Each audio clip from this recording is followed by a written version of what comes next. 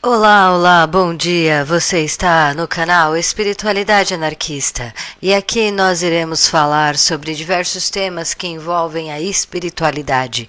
Eu comecei a fazer essa série de vídeos onde eu tento trazer aqui diversos propostas de assuntos que a gente pode conversar durante o ano sobre a questão da espiritualidade anarquista. E aí, agora eu estou terminando esta série, na verdade, né? Vou falar sobre espiritualidade comunitária hoje e depois eu vou fazer um resumo e finalização. São duas lives. Essa primeira agora que a gente vai falar sobre espiritualidade comunitária e depois a gente vai fazer uma outra live sobre resumo e finalização para terminar esse ano com chave de ouro. É como se parecesse que eu estivesse no final do ano da escola e eu não fiz o trabalho que devia fazer, sabe? Bem, mas tá aí, a gente vai fazendo o que a gente consegue. Até o final do ano, pelo menos eu terminei de fazer o que eu tinha que fazer. Mas são muitos temas, é bastante intenso e a gente vai trabalhando o que a gente pode do jeito que dá, né? Então, hoje a gente vai falar sobre espiritualidade comunitária. O que seria mais ou menos esse tema? Eu trouxe aqui alguns. Eu trouxe aqui alguns. As coisas que eu acho que seriam pertinentes falar sobre isso, né? Sobre a espiritualidade comunitária. Mas são temas que eu propus nessa série, que eu estou terminando agora, que eu vou melhorar eles durante o ano. Então aqui eu faço essa live e vou falando para vocês já, para ter uma introdução do que pode ser trabalhado ano que vem, o que vocês também podem, durante o cotidiano de vocês, filosofar sobre autoconhecimento, perguntas, né? As perguntas certas levam às respostas certas. Então, saber fazer perguntas, saber se orientar e tudo mais, faz parte do processo aí da brincadeira de ser humano. Então, agora a gente vai falar sobre a espiritualidade comunitária. E assim, eu tô falando meio que solto também. Eu tô planejando tudo bonitinho, o que eu vou falar e tal, mas também é um pouco solto, por isso que eu gosto, porque daí a live fica o tempo que tiver que ser, fica natural e eu vou lembrando das coisas, porque todas essas coisas que eu tô falando com vocês faz muitos anos assim que eu venho questionando, né? Alguns temas eu já filosofei bastante, outros fiz precisa de mais reflexões, enfim, mas são temas que eu já estou tentando pegar familiaridade há um certo tempo. Então, vamos lá, né? Então, espiritualidade anarquista. Na espiritualidade comunitária anarquista. Então, a gente pode tentar começar pensando assim. Se realmente a gente está vivenciando uma era que descobriu que o ser humano é co-criador da sua realidade, ou melhor, todos os seres conscientes do universo são Deus. Então todos os seres conscientes estão agora co-criando a sua própria realidade. Hermes Trismegista, ele diz, né, que tudo tem consciência, até mesmo os objetos possuem consciência de objeto, e eles, né, então o que seria o ego e a consciência? O ego seria a forma,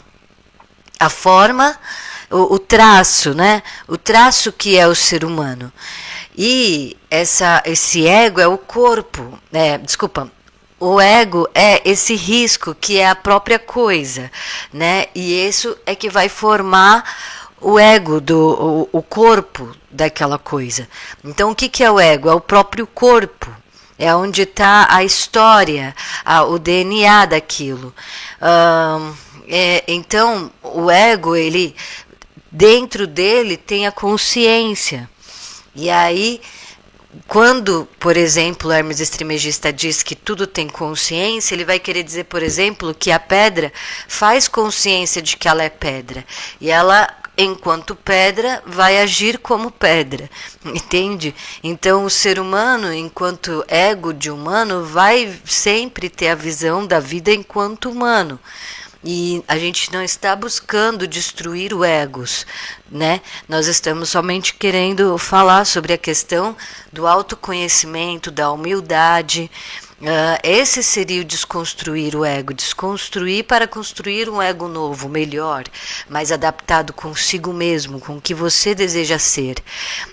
Mas não num aspecto de destruir o ego para que ele não exista ou que ele dilua na comunidade e suma. Né? E esse é o maior medo do ego. Enfim, mas então, se esse ego tem o poder de cocriar a própria realidade, né? O Hélio Couto levanta uma questão interessante. Imagina o que vários egos juntos cocriando a mesma realidade, o poder que isso tem. Né? Então, por exemplo, a gente vê os coaches sempre ensinando as pessoas a ganhar dinheiro de forma individualizada dentro do capitalismo, e é por isso que não tem força revolucionária. Mas eles falam que daí você vai conseguir sua emancipação financeira quando você descobrir o poder da sua própria mente. Mas e se a gente falasse para as pessoas descobrirem o poder da própria mente de forma coletiva, a buscar ideais iguais, e tudo mais. Então, a gente pode tentar trabalhar e filosofar cada vez mais sobre essa questão da cocriação coletiva, né? Então, o que seria essa cocriação coletiva?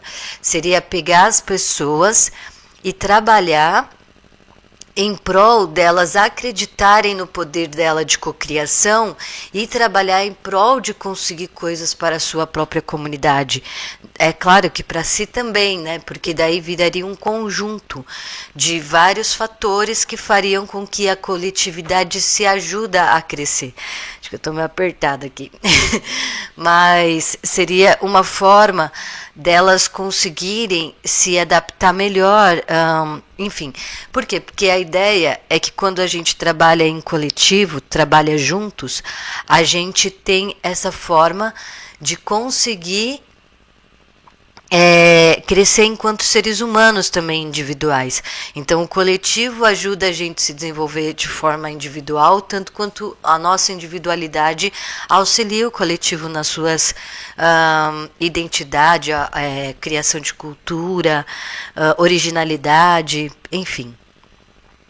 Então, quando a gente trata da cocriação coletiva, será que realmente existe esse poder de cocriação interna no ser humano, ao qual a mente dele pode criar formas de materializar a realidade até de uma forma um pouco, digamos, mágica? Né? Será que isso é possível? E se for possível, qual é o poder disso quando 10 pessoas já começam a pensar em ajudar os outros juntos? Será que essa cocriação fica mais forte? Né? Será que isso existe mesmo? Então, quantas pessoas precisam, quantos co-criadores precisam para destruir o sistema vigente e mudar a perspectiva e os paradigmas atuais sociais que nos fazem acreditar na existência de um Estado? Então muitos brincam dizendo, muitos não, só eu, né? Mas muitos brincam dizendo que o Estado, na verdade, não existe, né? Ele é uma cocriação abstrata que a gente faz todos os dias, porque ele se faz, né? O Estado ele tem o seu símbolo, é como se a gente estivesse dentro de uma grande religião, e aí as polícias, por exemplo, os que passam fardadas, ela é um símbolo, né? Os símbolos, os códigos, a forma que o Estado sempre mostra de alguma maneira, eu existo sim, mas que no final das contas é uma abstração, porque, enfim. talvez seria uma outra conversa, mas seria todo o teatro da Matrix, né? O teatro da Matrix. Quantas pessoas precisam para mudar o teatro da Matrix e fazer com que a vida não seja mais um teatro, mas uma realidade, né? Uma realidade que todos ganhem qualidade de vida para estar. Paremos de fazer a brincadeira dos homens, que é o teatro, que é o fingir, né? E vivermos agora a vida verdadeira, que é a anarquia, o socialismo libertário, é aquilo que nos liberta da prisão dos nossos quartos, do nosso, como é que chama? Como é que fala? Cadeia de concreto, né? Alguma coisa assim, caixas de concreto, né? Isso, as caixas de concreto. Então, essa seria uma das formas. A gente vê, por exemplo, a cocriação muito forte acontecer na revolução de muitas comunidades espanholas, quando estavam na época de Franco. Vivi lá a Utopia Anarquista, aquele documentário incrível que tem no YouTube sobre a revolução anarquista das comunas ali, né, contra o Franco, a ditadura de Franco. Esse documentário mostra não somente uma nova forma de se organizar a sociedade, o socialismo libertário, que muitas pessoas ficavam falando até um tempo atrás, há pouco tempo atrás, antes de a gente ter a grande experiência de Rojava, assim, a popularização, né, dessa história para nós aqui. Mas o pessoal tinha mania de falar assim, mas a comuna da Espanha, lá, né, deles, só deu certo porque era pequena, era só mil, era, sei lá, até 2.000, 3.000 pessoas, né, das aldeias, das cidadezinhas pequenas que, por causa do Franco, elas viraram ditaduras, né? Mas antes dele vir, essas comunidades tiveram um impulso muito grande de revolução e até expulsaram os patrão, né, os donos das fábricas, expulsaram mesmo, falaram assim, ou vocês vivem agora em um sistema socialista libertário, anarquista, ou vocês caem fora. Foi praticamente assim, né? Então, aí teve confronto, claro, né, físico e tudo mais, mas a maior parte das comunas conseguiu vencer essa violência. Por quê? Porque eram todo mundo que estava lutando, até mesmo as crianças, as mulheres, os idosos. Então os soldados, os guardas ficavam com receio de atacar a comunidade. Enfim, eu tô ficando com um pouco de frio. Aí o que acontece? As comunas de Paris, elas começam a crescer e, enfim, as comunas de Paris, elas começam a crescer, e aí, as comunas de Paris, a da Espanha, né? Esse documentário ele é interessante porque ele não só trata a questão da própria organização da sociedade, né? Eu tava falando, daí eles ficavam falando que só deu certo porque era pequeno, tinha 5.000 população nas comunidades da Espanha, por isso que o socialismo deu certo, mas que não daria certo o anarquismo em um lugar muito grande, com muitas pessoas, tipo o Brasil, que tem 240 milhões de pessoas, né? Então o anarquismo não daria certo em uma questão de grande quantidade de população. Mas isso foi provado agora com Rojava, né, que já faz 12 anos que vive no sistema anarquista e socialista libertário, né? Já está há mais de 12 anos no mesmo sistema, 14 milhões, são 4 milhões de cidadãos vivendo no sistema anarquista. Então, quer dizer, não é pouca coisa, e o sistema está funcionando. Logo, sim, dá para viver num sistema com 240 milhões de pessoas vivendo no anarquismo, e na verdade não dá para continuar vivendo do jeito que está, né? Então, a diferença. Aí a gente tem Rojava. Então esse documentário do Viver lá, Utopia Anarquista, ele é muito bonito, porque ele não somente fala sobre um novo sistema organizacional político, mas com um teor de carinho, de ternura, da importância dos anarquistas terem essa espiritualidade com a sua comunidade, vermos uns aos outros melhor, né? Então a gente saber entender o ser humano nas suas sombras e também nas suas luz, né, compreender os seus processos, mas ao mesmo tempo também tentar trazer ele para nós. Por quê? Porque nós não somos ainda juízes, de fato. A gente não tem as armas, a gente não tem, enfim, a gente está em busca da revolução. A gente talvez nem tenha começado a revolução ainda. Talvez a gente ainda nem tenha entendido o que a gente está buscando, né? Então, por isso que eu também estou aqui na espiritualidade anarquista, tentando trazer esse objetivo. A gente tem que começar a elaborar a nossa moral e a nossa ética, os nossos princípios e a nossa própria cultura. É disso que a gente vai falar aqui também. Então, esse documentário, se você pega aquele documentário assim do anarquista que está no YouTube chamado Sem Deus e Sem Mestre e Sem Governo, acho, Sem Deus e Sem Mestre e Sem Estado, alguma coisa assim. Se você assistir ele acho que tem 2 ou 3 partes.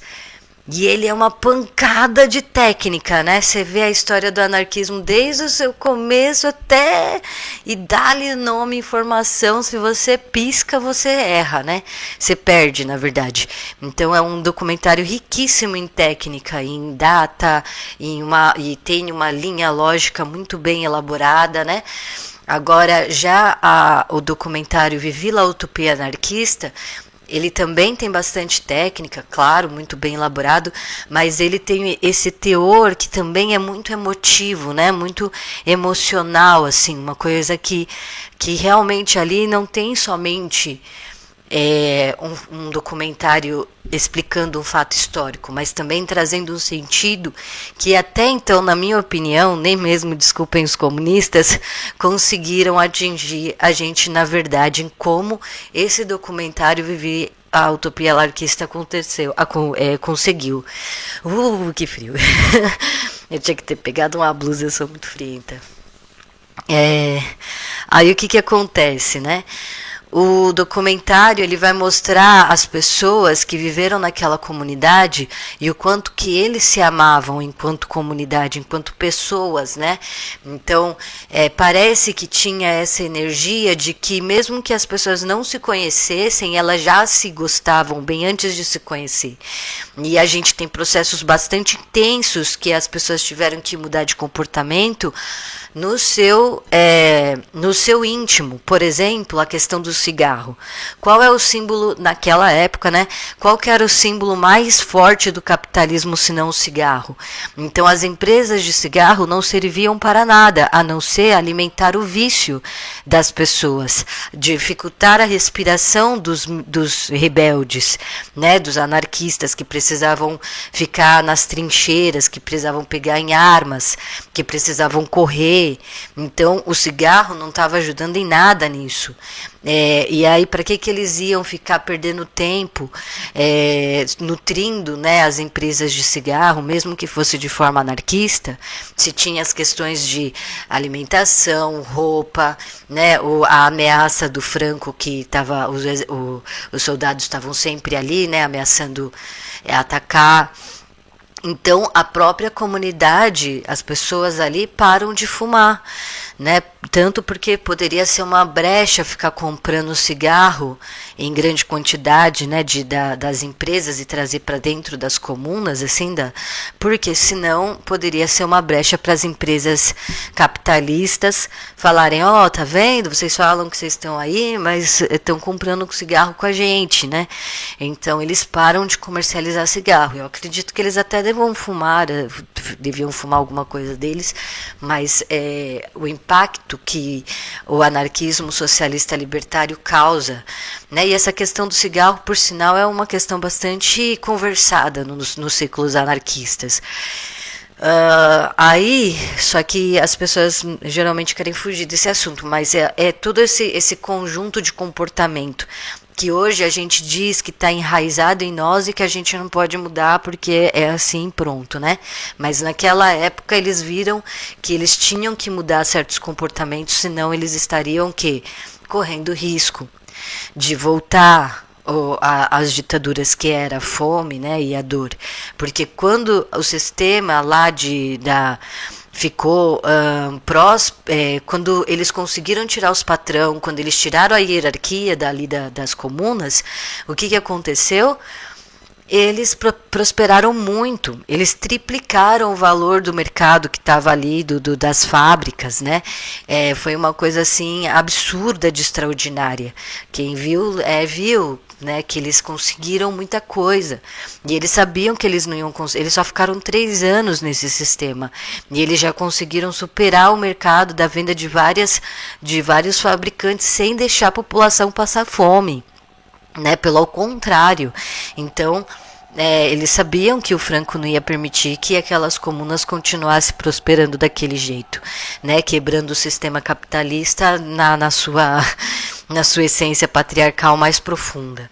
A gente vê, por exemplo, e também a gente vê, né, a tristeza deles de ter que deixar a comuna quando o Franco pega, e que eles tinham já essa sensação meio que de derrota no ar, porque sabiam que as pessoas não iam sustentar uma guerra por muito tempo, né, e os soldados não iriam ser muito compassivos sempre que as crianças pegassem nas armas, né. Enfim, então é um documentário muito bonito e que tem muito a ver com essa questão espiritual da comunidade. Então, a gente tem essa questão aí dos sentimentos. Aí eu ia falar, lembrei. Então, por exemplo, quando a gente vê, às vezes... Ai, não, esqueci de novo. Ia ser uma provocativa aos comunistas. Ai, eu esqueci. Enfim, se aparecer de novo eu falo, né? Mas aí o que acontece? Nossa, eu esqueci o que eu ia falar. Eu esqueci, deixa pra lá. Deu sorte, deu sorte. Mas vamos vendo. Então, o que acontece, né? A gente tem essas comunas que elas... Não, fugiu. Elas têm essas comunas que começam a trabalhar em prol de também começar a questionar quem é que seria as pessoas que seriam levadas então para a guerra, né? Seriam os mais jovens, seriam os mais velhos, seriam... Porque não dava para ficar toda vez que tivesse uma ameaça do exército de Franco na comunidade, pegar todas as crianças, todos os idosos, todas as mulheres, todos os homens, todo mundo sair dos seus postos e ir até as trincheiras, né? Isso era quase inadmissível, já foi difícil provavelmente nas primeiras vezes, imagina sustentar isso por muitos anos, né? Então o que acontece? Eles começaram a se dividir, e nessa que eles se dividem, aí começa a ter essa questão, mas quem é menos ou mais valioso na comunidade para ir lutar contra, né, as ameaças do exército franco? Aí os mais velhos falaram, né, os senhores, deixa que a gente vai, porque a gente já é velho mesmo, a gente já viveu a vida e a gente só está aqui atrapalhando. Aí é claro que os jovens falaram, não, imagina, né, os jovens anarquistas, né, imagina que vai ser vocês, vai ser nós jovens que somos fortes e que temos, né, força para combater esses soldados, né? Vocês são senhores, vocês precisam ficar de repouso. Aí o que acontecia? As mães já gritavam, não, vocês são jovens, vocês são nossos filhos, ninguém vai pegar nossos filhos não, deixa que a gente vai, nós que somos as mães aqui vamos, e não sei o quê. Quer dizer, né, todo mundo estava se propondo a ir lutar nas trincheiras e dar sua vida pela comunidade. Contudo, todo mundo era importante, né? Todos ali eram importantes. Ninguém era obrigado a nada, claro, e também ninguém era forçado a não fazer nada. Então todos poderiam ir lutar se quisesse. Mas a questão era, né? Como que seria organizado isso? E aí também veio outros questionamentos, e a paz, e com relação às outras pessoas, os soldados que estavam ali, né, armados, muitos deles não queriam lutar, não queriam estar ali, estavam forçados, mas ainda assim eles são uma ameaça. Eles ainda estavam trabalhando para o Franco, e mesmo alienados ou não, eles ainda estavam ali como uma referência de inimigos.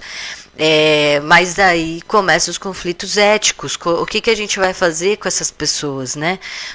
Como que a gente vai agir e tudo mais, né? Uma coisa é você estar confrontando e dar tiro para lá e para cá. Outra coisa é você pegar aquela pessoa, levar prisioneira, né? E dar a segunda chance de vida ou não dar, depois que ela já viu muitas coisas. Ela precisa ver a família dela. Às vezes, né? Eles pegavam esses soldados e tentavam passar por um sistema de educação para ver se eles mudavam a mentalidade. A maior parte mudava, obviamente, então dava para ver que realmente era uma questão muito mais de manipulação e essas coisas todas, enfim, mas não dá também, né, para você ficar educando todo mundo, todos os soldados ali, enfim. Eram bastante recursos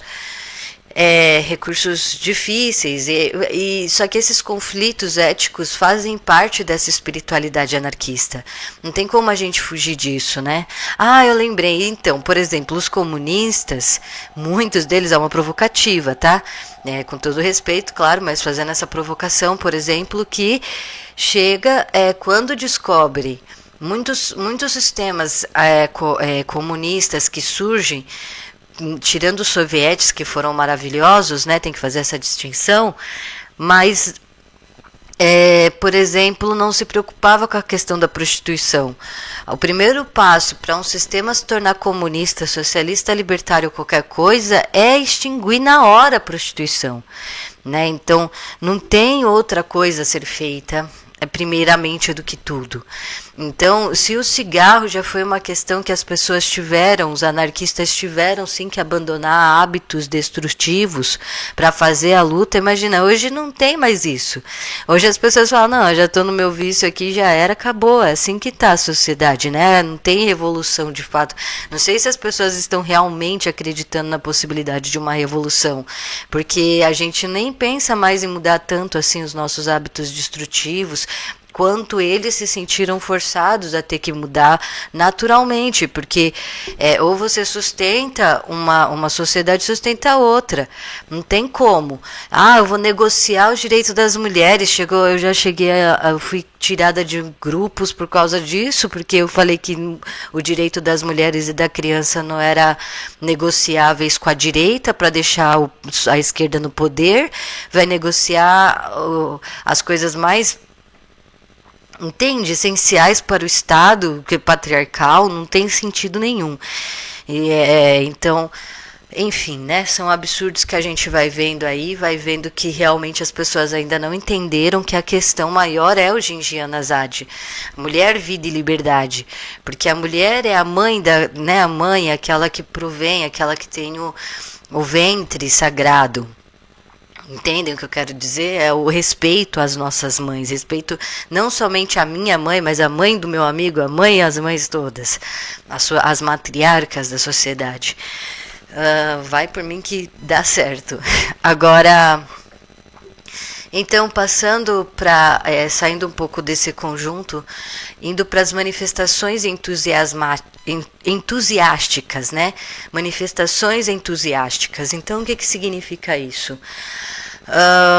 A gente tem uma ideia de que a luta, ou pelo menos, né, a luta começou, não é que começou, ela sempre foi muito difícil, né? As manifestações, se a gente vê, por exemplo, lá no começo da luta das mulheres sufragistas, antes mesmo da palavra feminismo surgir, né, com a Wollstonecraft, como que os homens, porque a gente não fala muito dessa parte às vezes, mas como que os homens eram violentos contra as mulheres que lutavam, como que os homens eram realmente tipo de prender em cadeias, de fazer maldade com o corpo delas. Então, quando as mulheres foram lutar pelo sufrágio, né, elas até tacavam bombas para tentar chamar a atenção desses homens burgueses.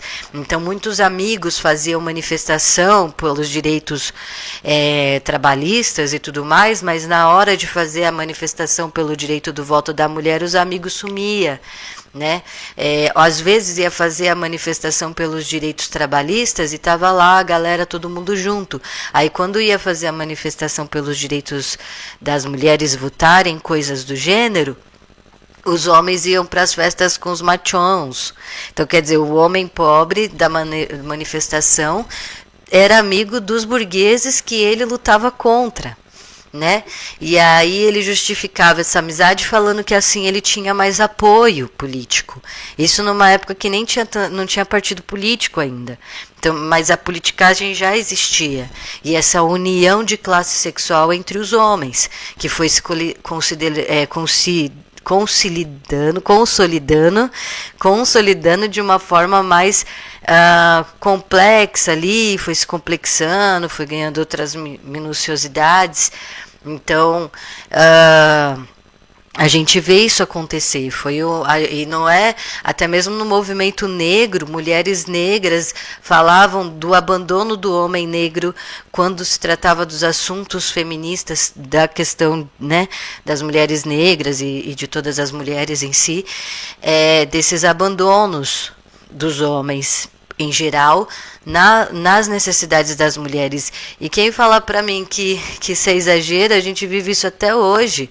Cadê as pautas das mulheres nos movimentos de esquerda de fato? Né? Cadê os questionamentos? Enfim, só que a questão toda é que sim, realmente fazer manifestação é algo difícil, é algo arriscado sempre em si, né? E a gente sempre vai tentando fazer manifestações se tornarem melhores na questão de segurança, na questão de tática, né? Com as questões do Black Bloc, por exemplo.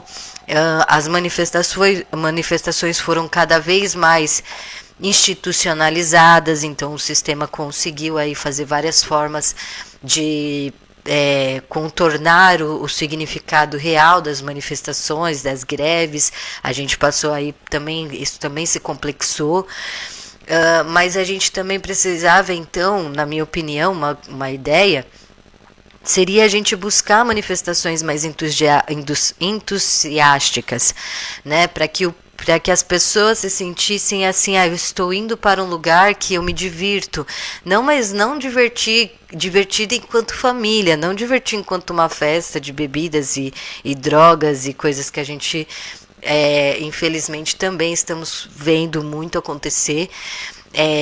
Mas que na verdade as manifestações poderiam, acho que também depende muito de cada manifestação, né? As manifestações de bairro tem um jeito, as manifestações de centro tem outro e tal, mas que a gente pudesse reconfigurar essa ideia de manifestação e como fazer elas ficarem mais atrativas para as pessoas no geral, para que elas queiram estar na luta, né? Então frases mais positivas, músicas mais que da luta, que faz parte daquele entusiasmo, e não precisa nem ser um entusiasmo que seja assim alienante, né? Mas que tenha a ver com o tema, que tenha a ver com a luta política, e ao mesmo tempo seja que a pessoa saia da manifestação com aquele sentimento assim, uau, eu fiz alguma coisa acontecer, mesmo que aquela pessoa nem saiba muito de política, né? Mesmo que ela ainda não tenha aquele conhecimento que a gente, né? Enfim, mas que ela saia pensando, caramba, eu fiz parte de alguma coisa maior do que eu, né? E às vezes a gente vê muitas manifestações ao qual, na verdade, muito pesadas, e tudo bem também, acho que às vezes a gente também tem que ter, né? Tem que ter todas as performances. Mas por que talvez não pensar um pouco mais nisso, em textos que, por exemplo, nas cartilhas que fazem, né, nos flyers e tudo mais, ter mais frases mais positivas, ou que talvez sejam palavras menos pesadas, menos densas às vezes, só para que as pessoas possam ler, porque ler e se identificar, né? Ler e sentir aquelas palavras dentro do seu coração, E aí relembrar esse conjunto de que a luta ela acontece dentro dessa união realmente. É como se quando a gente vai numa manifestação a gente falasse, ó, a gente está se organizando coletivamente socialista libertário, sem depender de nada do que significa vocês aí em cima, né? Significando o que a gente tem como prioridade de luta. Então, essa é uma das questões também que dá para trabalhar.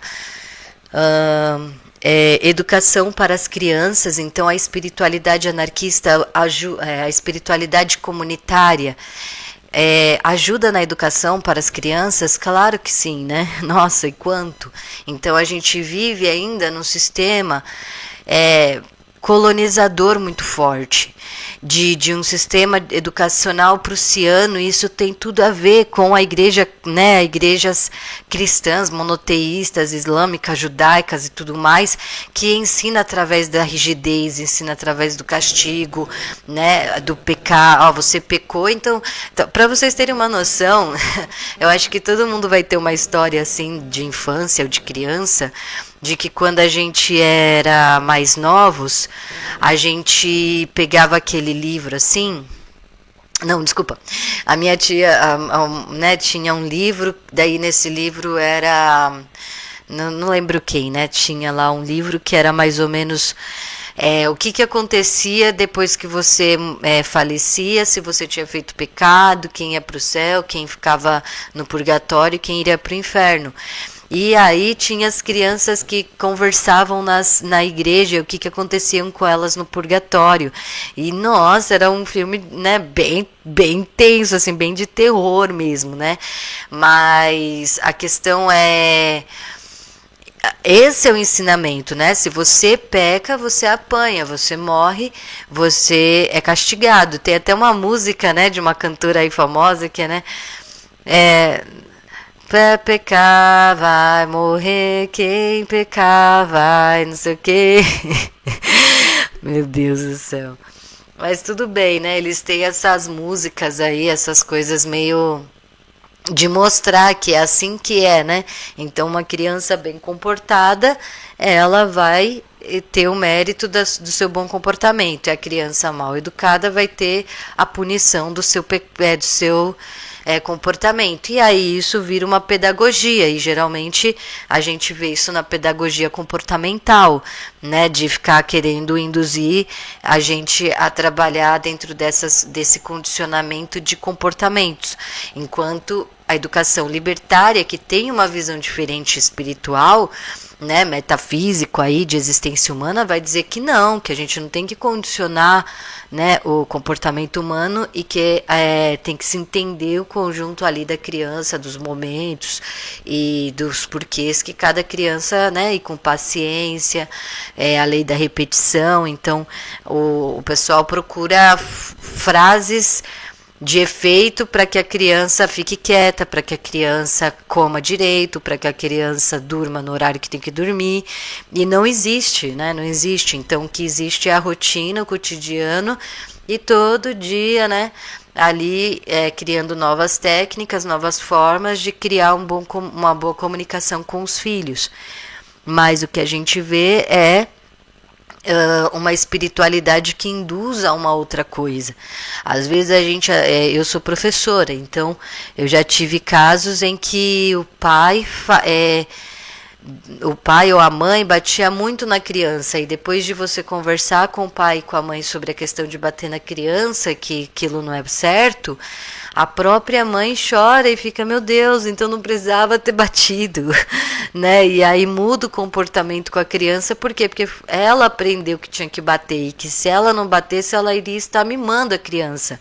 E se vocês perceberem, isso é bem conveniente para o sistema, né? Ele faz com que nós mesmos viremos os policiais da nossa própria comunidade, porque aí a gente bate, a gente regula, a gente faz aquilo que ele queria fazer e não tem capacidade, né? Então ele transferiu bem, não pode negar que é genial esse sistema que a gente vive, assim, no aspecto de organização patriarcal, é muito forte, né? Então realmente tem pessoas que são libertárias, anarquistas, e, né, que lê textos libertários, lê Paulo Freire e tudo mais, e chega para mim e fala: Ari, eu li, eu sei que é errado, mas eu ainda castigo meu filho, eu ainda, né, tenho momentos de muita agressividade entre ele, eu sei que eu não, na maior, todos falam que não queria estar vivendo daquele jeito, mas não sabe o que fazer quando o filho faz birra, e isso é tão sutil e sensível, né, é difícil realmente chegar e falar: olha, haja assim, ou haja assado, né, o exemplo é muito importante para mostrar como que é essa questão, e a gente vai sempre tentando mostrar novas técnicas e sempre mostrando a questão da paciência, né, da questão do cérebro da criança, das transformações hormonais.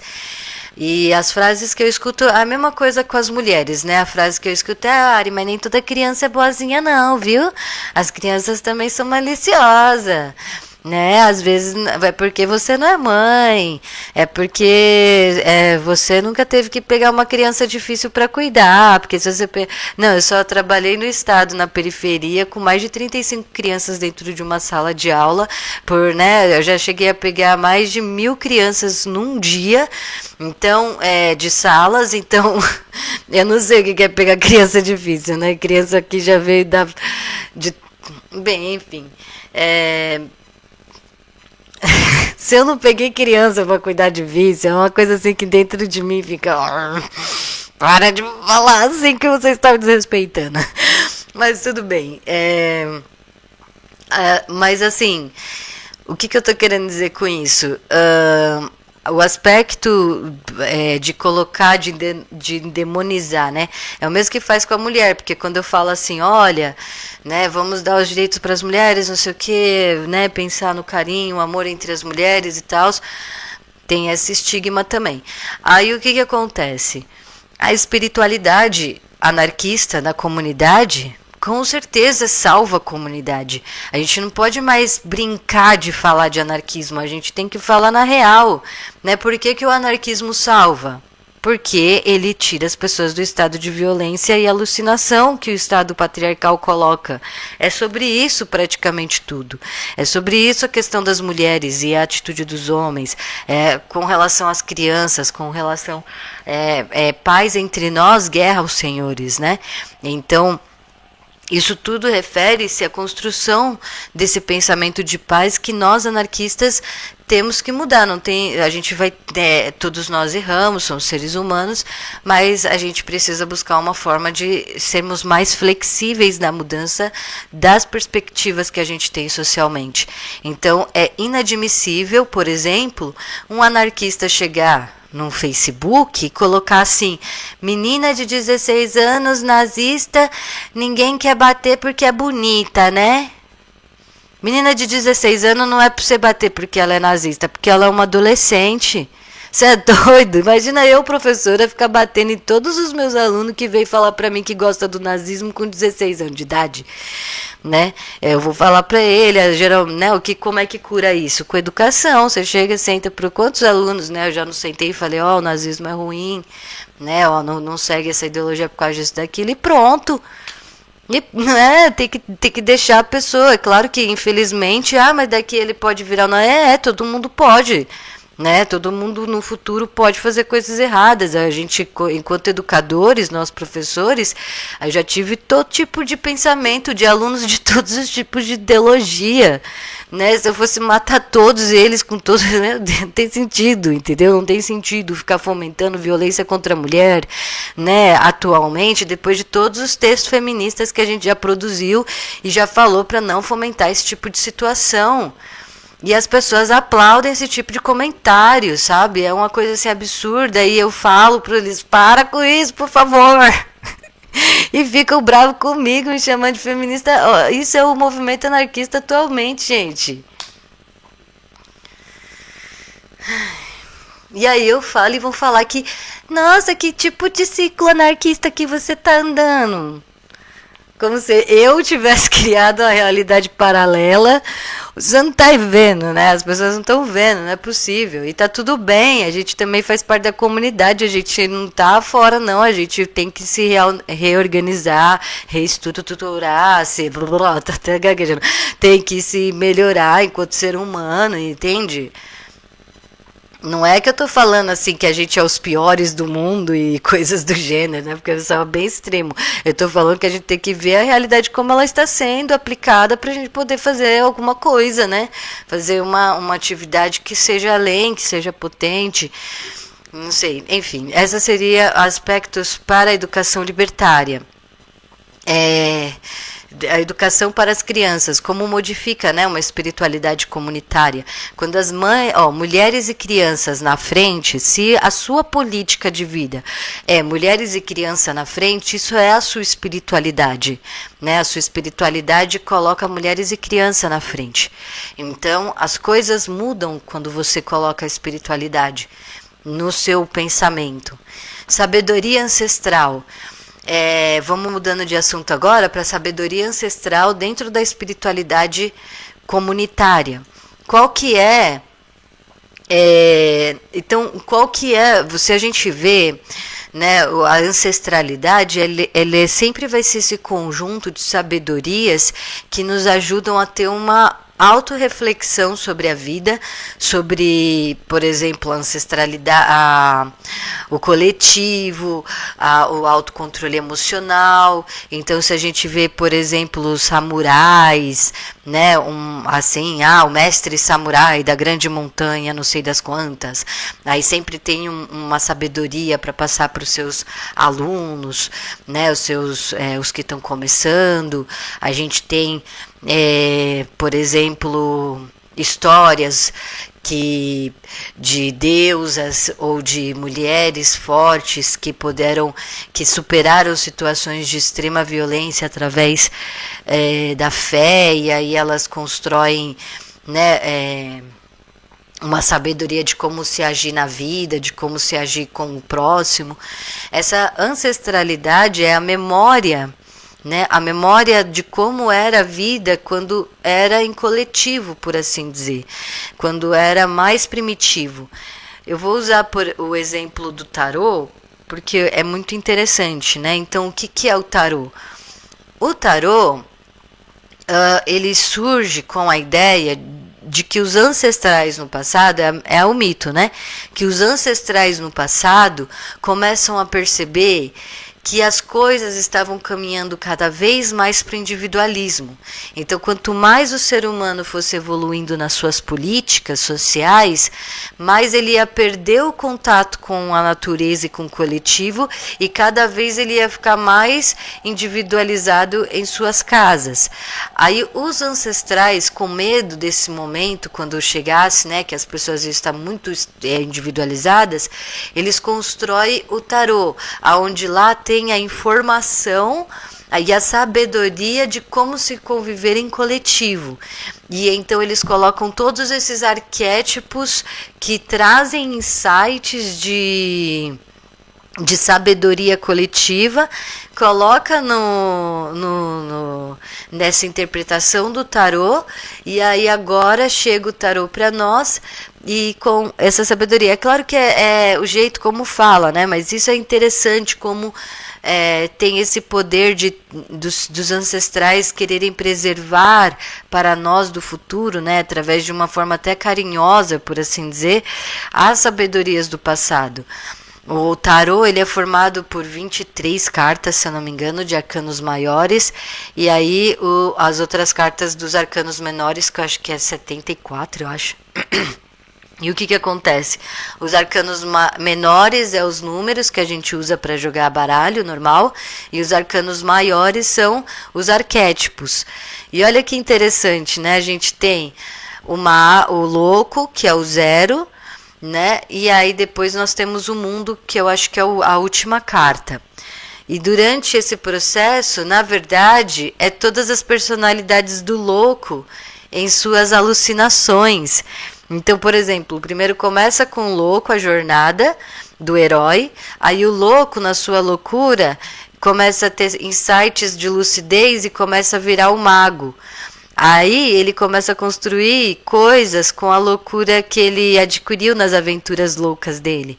Aí ele vira um mago e assim vai indo para todas as personalidades, conseguindo poder, força, até ele conseguir dominar o mundo. E aí, quando dominar o mundo é dominar a si mesmo, né? E aí depois tudo volta de novo. Ele volta a virar o louco e a jornada recomeça. É bem interessante, então é um jeito de recuperar esse sentido que era viver em coletivo. Eu falo da espiritualidade, então é uma sabedoria ancestral de dizer: tomem cuidado, ser humano, tomem cuidado, coletivo, de não se perderem no caminho, né, dessa superficialidade, dessa, né, do que é frívolo do mundo. Então, o que eu também acredito? Que nós anarquistas, a gente precisa ter essa dimensão da criação da nossa própria cultura, né? Da nossa música, da nossa arte, datas comemorativas. O que nós estamos querendo para essa comunidade hoje? Como que a gente pode auxiliar a nossa comunidade na construção de uma cultura que seja para todos, que todos consigam sentir? Ou, por exemplo, quais seriam as nossas datas comemorativas que substituiriam essas festas comemorativas da Igreja Católica? Em vez de ser Natal, será que a gente conseguiria umas outras datas para poder fazer com que a comunidade a gente consiga completar esse sentimento de falta de união, porque é através das datas comemorativas que a gente vê as pessoas mais se reunirem, né? Onde as pessoas, pode ser por briga, família, não sei o que, mas é onde está se reunindo, né? Em suma maioria. Então, será que a gente, num sistema anarquista, a cultura anarquista seria extinguir as datas comemorativas? Ou a gente tem propostas para novas datas comemorativas? O dia, a gente tem aí, claro, né, o dia do trabalhador, que é nossa data, né, que foi os anarquistas, se eu não me engano, que conseguiram, as mulheres trabalhadoras, acredito, né, fomos lá com o pessoal de Hamilton, né, que esqueci o nome, da Lucy Parsons e tal, né, se eu não me engano, e aí a gente tem, mas quais seriam outras? E se a gente tiver uma comemoração, datas comemorativas, quais seriam os símbolos que elas teriam? Será que seria sempre preto e vermelho? Será que seria sempre nessa característica? Ou será que tinha outras maneiras? Tipo, sei lá, uma data comemorativa onde os anarquistas jogam brilhos pro céu, sei lá, onde a festa todo mundo vai de azul, ou por algum motivo, de alguma história que exista por aí afora, de algum momento, sabe? Eu tô aqui divagando, gente, tô tentando achar formas da gente adentrar a cultura, né, anarquista, mas não com esse peso todo que às vezes a gente tem, né, do anarquismo ser muito assim, porque depois que foi pro punk, né, pra cultura de rua, virou uma anticultura de rua e tal, aí se tornou muito pesado, né, os anarquistas, e é claro, né, já com a Luiz Michel com uma bandeira preta e do luto, né, e a gente é radical mesmo, mas estou querendo dizer assim, que se a gente for mais prático, para a gente poder fazer uma cultura realmente rica e completa do anarquismo, será que a gente perderia o estilo se a gente fosse para um outro caminho mais suave de culturas, não excluindo essa versão do anarquismo agressivo, rebelde e tudo mais, que é muito bom de ter, mas também outro tipo de rebeldia, mas que está dentro de uma visualização mais atrativa para pessoas que têm, por exemplo, medo de violência, né, ou que não, ou que gosta de uma coisa mais colorida, talvez. Enfim, são coisas que eu fico pensando aí, né? Então, são propostas para conversar ano que vem também, dentro dessas ideias que eu estou tentando trazer aí. E o que mais? O amor livre. Então, os temas de amor livre também faz parte dessa espiritualidade comunitária, os nossos relacionamentos. Então, o amor livre que a Emma Goldman propõe, ele pega tudo, né? Ele pega desde os relacionamentos afetivos entre uma mulher e um homem, entre a regulação do Estado, relacionamentos sexuais afetivos, os românticos, mas também fala do amor entre a mãe e o pai, né, entre a mãe e os filhos e as filhas, o pai com seus filhos, os amigos, os chefes, e todo mundo, né, todos esses relacionamentos que estão acontecendo. A Emma Goldman já começa a trazer, né, esses que depois se apropriam e usam aquele termo micropoderes, né, mas na verdade não é nada além do que a Emma Goldman já estava trabalhando ali.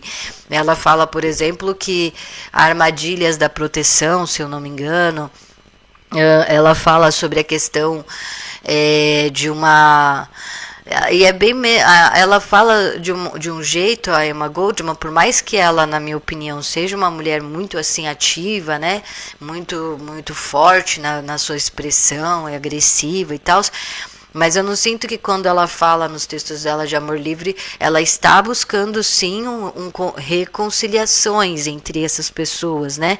Não um jeito de elas se brigarem, nunca mais fale com a sua mãe porque ela é tóxica. Eu não vejo dessa maneira. Eu vejo mais assim, repare nas suas condutas com a sua mãe, repare nas condutas da sua mãe com você, busque uma nova forma de conviver e de se conciliar com as diferenças de pensamento quando se trata de coisas mais pessoais, né? Então, por exemplo, quando você está brigando, qual que é o seu autocontrole emocional? Você acha que você tem? Você acha que não tem? Será que você queria ser diferente? Ou será que naquele momento foi necessário aquela atitude, né? Até em quanto momento a raiva é pedagógica, até o quanto de momento. Por isso que eu falo que a proposta do amor livre da Emma Goldman é muito além do que o princípio da inteligência emocional, sabe? Então a Emma Goldman é maravilhosa nesse aspecto também. O tema amor livre, ele é bem completo em si. Ela vai falar, por exemplo, da questão dos ciúmes, enquanto uma coisa que aflige a nós mesmos, né? Não aflige o outro, aflige a nós. Então, o que é os ciúmes, o desapego, como que a gente pode trabalhar com isso? É claro que quando a gente, até mesmo a Emma Goldman talvez, não com a intenção, mas é claro que quando a gente fala assim, os ciúmes é mesquinho, vem de um sentimento de posse, a gente tem que realmente ter essa clareza dos ciúmes. Mas hoje em dia eu falaria ainda assim, né? Não, mas os ciúmes também é uma ferramenta que nós mulheres temos que utilizar para ver se a gente está num relacionamento que nos faz bem ou não, né? Então o ciúme, se você começa a ter muitos ciúmes e isso começa a fazer parte da sua realidade, talvez já é uma indicação de que mesmo que a pessoa não esteja fazendo mal para você, alguma coisa dentro de você está apitando, né, que está ali acendendo no seu ego, no seu sentido, alguma coisa está falando que você está em perigo. Então, mesmo que não seja a pessoa, talvez a presença dela está te prejudicando em se autoconhecer, talvez seja até o momento de se afastar. Então o ciúmes, ele não é maléfico, ele faz parte, ele é uma ferramenta do ser humano. O apego é que é o maléfico de si, né? Então se o ciúmes ele ultrapassa certos limites, aí ele acaba se tornando um apego.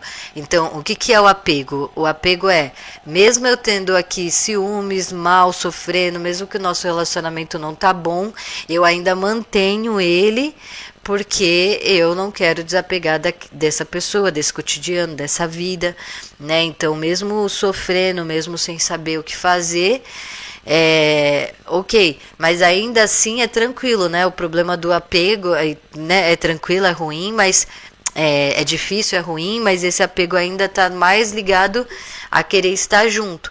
Agora tem um outro apego que aí já começa a vir o quê? Vingança. Então, ele terminou comigo, ela terminou comigo, então eu vou me vingar dessa pessoa. Então aí vem o apego obsessivo. Então, aonde que trabalha o desapego? Como trabalhar o desapego para sua autoproteção, né? Amor próprio. É disso que tá se tratando, né? Até que ponto eu posso aceitar o processo dos outros na minha vida? Também tem isso. Então, do mesmo jeito que eu posso errar e eu vou querer que a pessoa se mantenha junto comigo nos meus erros, eu peço desculpa, trato bem e tal. Por quê? Porque eu sei que eu sou um ser humano em processo, mas eu também estou vendo o processo dos outros. Então, até que ponto que eu posso participar do processo do outro quando ele erra comigo, quando ele me desrespeita? Quanto tempo eu posso aceitar de desrespeito para ele melhorar? Porque a gente sabe que o processo não é do dia para o outro. Para aprender a escrever, a gente leva muito tempo. Então, mas até quanto que eu posso abdicar do meu, colocar em risco o meu amor próprio, né, a minha sobrevivência pelo processo do outro. Então é tudo linhas tênues, é tudo reflexões que vai sendo feitas durante o autoconhecimento da vida da pessoa, durante a vida. E geralmente as mulheres, conforme vão ganhando liberdade, os limites que elas vão dando vão ficando cada vez mais estreitos, né? Então quanto mais a mulher vai se colocando em empoderamento, ela vai dizendo assim, não, peraí, eu não vou aceitar, por exemplo, assim, eu não vou aceitar nem que a pessoa me faça brincadeiras e jogos de ciúmes, né? Antes a pessoa até aceitava a traição, agora não aceita nem os jogos de ciúmes. Qualquer coisinha que a mulher sentir de ruim, ela pega as coisas dela e vai embora, né? Então esse é o nosso objetivo, que as mulheres fiquem cada vez mais, né, rígidas com relação à busca da sua própria felicidade, que ela não negocia a própria felicidade dela em prol dos outros, né? Então os outros que busquem tratá-la como uma deusa, tratar ela maravilhosamente bem, se quiser continuar do lado dela, senão a gente incentiva ela a pegar as coisas dela e cair fora na vida, né? Não ficar ali naquelas situações de profundo apego e perdoando o cara e perdoando, né, as violências. Isso também vai servir para os homens, mas a gente sabe que o peso maior é para as mulheres. Por isso que fazer recortes é muito interessante. Veja aí quantos aspectos do amor livre a gente pode trabalhar. Contudo, quando vai para não monogamia, quando vai para relacionamentos abertos, quando o negócio começa a ficar complexo, desvirtua daqui, porque o amor livre, ele é um tema popular. Entende? Se eu chegar para minha, sei lá, para uma senhorinha na rua e falar amor livre, é algo até que não é assustador, é algo que a pessoa vai querer ficar questionando, amor livre, liberdade, não sei o que e tal. Agora, quando já vai para não monogamia, a palavra já é difícil, né? A Emma Goldman vai tratar da não monogamia no aspecto da violência do Estado sobre o regimento dos corpos, né? Do abandono da mulher com relação se ela não se casar, quanto que a igreja interfere nas decisões do Estado com relação a políticas públicas para os relacionamentos afetivos. A Emma Goldman também, olha que mulher incrível, né? Ela não deixou passar nada. Ela também fala sobre a questão das lésbicas, né, do relacionamento homossexual e como que não somente o processo de criminalização da homossexualidade, mas a falta de direitos humanos dentro das sociedades com relação a essa questão que é bastante vigente, né? Ela também já trata desses assuntos, mesmo que seja superficial ainda, ou talvez não do jeito que a gente agora está falando, mas a questão é essa toda, né? O que acontece? O amor livre, o autocontrole emocional, reflexões profundas, essa questão do relacionamento um dos outros é extremamente importante para a gente falar de espiritualidade comunitária. Então tem a ver, né, a questão sexual do ser humano é extremamente importante na hora da gente entender o movimento social, e é importante justamente porque os homens têm testosterona. E a testosterona é uma questão de saúde pública que deveria ser muito mais questionado do que a gente está questionando, né? Então, a gente vê a espiritualidade nas escolas, por exemplo, não a espiritualidade, religiosidade de uma crença dogmática, mas a questão, por exemplo, da meditação, né? Para que a criança, através da meditação, consiga se autocontrolar, fazer esses momentos de parada, de reflexão, a importância desses diálogos sociais. Então, quando a professora pega e coloca os alunos sentados em círculo e começa a conversar sobre o dia a dia das crianças, como que ela vai lá e conta uma historinha. Geralmente é assim, né? A professora vai, senta as crianças em roda da educação infantil, pega um livrinho e vai contar uma historinha. Aí chega lá, conta a historinha de algum conflito que os animais estão passando e tudo mais, e eles solucionam o conflito. E aí no final da historinha ela vai falar, né? E o que vocês acharam? Aí as crianças vão contando as historinhas delas, né? As professoras sabem tudo, gente. Daí vai lá, conta as histórias, os conflitos, como solucionou, o que acha que é melhor fazer, o que acha que é errado, né? As crianças tudo, a professora tem que controlar, porque todos querem falar um pouquinho. E então, dessa maneira, as professoras vão adentrando ali, né, a fantasia da criança, da imaginação, para criar um sistema mais sociável, né, mais socialista libertário. E aí é que as pessoas conservadoras ficam malucas, porque elas vão falar que é a doutrinação de Gramsci, né, que o Gramsci que ensinou as pessoas a doutrinar as crianças. Não, gente, isso nada mais é do que a normalidade da sabedoria ancestral. Era assim que sempre foi assim. Se não era na escola, era em volta da fogueira. Se não era em volta da fogueira, era as vós que contavam histórias para as filhas e os filhos enquanto fazia tranças no cabelo. Era, né, os avós que juntavam as criançadas, tudo assim que estava brincando, juntava as criançadas da aldeia e em círculo e ficava contando histórias ali, brincando com elas. Então, isso é nada mais, nada menos do que o próprio socialismo libertário nas suas vertentes, né, nas suas interpretações aí. Então é isso, galera. Eu acho que eu falei mais ou menos tudo que eu queria falar dentro do processo da espiritualidade comunitária. E daqui a pouco, eu acho, lá para umas 9h30 talvez, eu faça a última live sobre esse tema, que vai ser o resumo e a finalização do que a gente vai poder trabalhar o ano que vem. Então, tudo isso que vocês ouviram é para trabalhar o ano que vem, ainda está começando só. Estamos só no começo, tá? Vamos ver como é que vai ser tudo isso. Eu acredito que o processo é lento e o bagulho é louco. Até mais, gente. Tchau, tchau, ó. Tchau, tchau.